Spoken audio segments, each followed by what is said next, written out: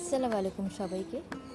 আমি বিগত 2 থেকে আড়াই বছর পর আবার নতুন করে ভিডিও ব্লগ পোস্ট করছি।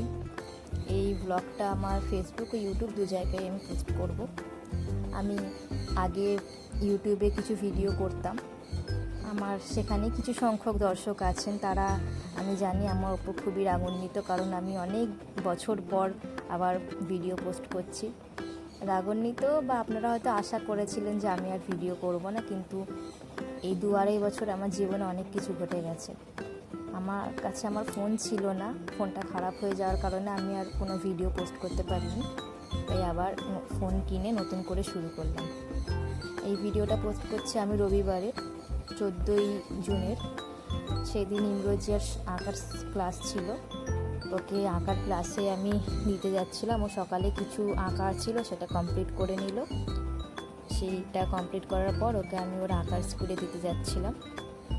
ওয়েদারটা সেদিনে বেশ ভালোই ছিল, আকাশে খুব একটা রোদ ছিল না, আর ছাওয়া ছাওয়া ছিল বলে গরমে অতটা কষ্টও হচ্ছিল না।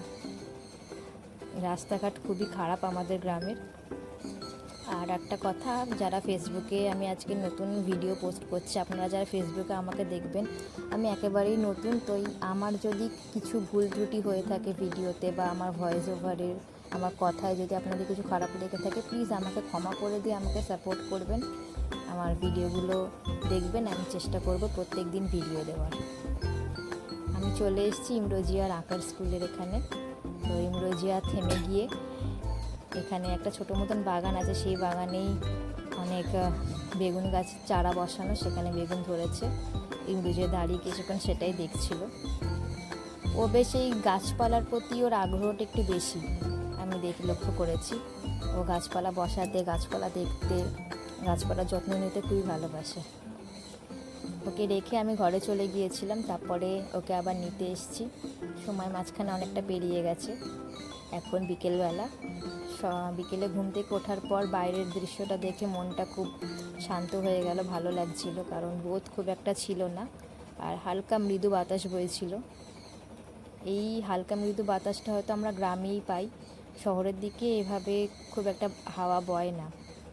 তাই আমরা একটু বাইরে বসেছিলাম। আর আমার ভাবি, আমরা এখানে অনেক কজন যাই আমরা থাকি, তো আমার ভাবি কিছু শাড়ির কাজ করে, সেটাই করছিল, এই আর কি টাইম পাসের জন্য, তেমন কিছু এতে আর্নিং হয় না। ইংরেজিয়াকে মেহেন্দি পরিয়ে দিয়েছিলাম, ও মেহেন্দিগুলো তুলছিল বসে বসে। তারপর আমাদের হঠাৎ ইচ্ছে হলো আমরা চাট খাবো। এই আমড়াগুলোকে কী আমড়া বলে ঠিক জানি না, বিলিতি আমরা জানি, যেটা বড় সাইজের হয়, এটা ছোট সাইজের। তাই সব রকম মশলা দিয়ে খুব টেস্টি করে আমরা এখানে আমরা চাট করছিলাম সবাই মিলে খাবো বলে।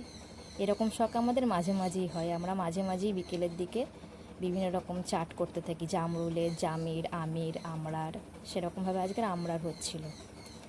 ভালো করে চাটটা মাখিয়ে ইমরোজিয়াকে বললাম খাও। তো ইমরোজিয়া প্রথম বাইট তুলে বলল যে বেশি টক নাকি হয়নি, যেহেতু ও খুব টক খায়, তাই জন্য এই টকটা ওর কাছে খুব একটা টক লাগছিল না। তারপর তাতে আরেকটু নুন দিয়ে আরেকবার ভালো করে মাখানো হলো। আর ভিডিওটা আজকের এই পর্যন্তই। আমার ভিডিও যদি আপনাদের ভালো লাগে তো আমাকে সাপোর্ট করবেন, চ্যানেলটাকে সাবস্ক্রাইব করবেন, লাইক করবেন।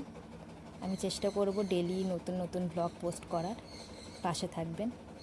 আসসালাম।